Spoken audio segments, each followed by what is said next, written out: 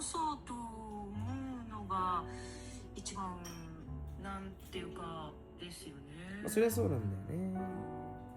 そう、例えば、うん。こう今の口の言い方良くなかったかなって気がつくことってあります？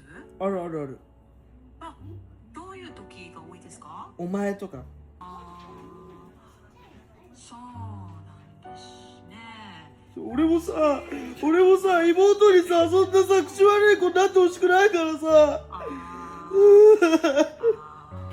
それがさ悩みっていうかさずっと我慢してたけどだからちゃんとに相談したくて。そっかそっか。よく我慢しながら暮らしてるというか、そういう実感があるんですね。ある。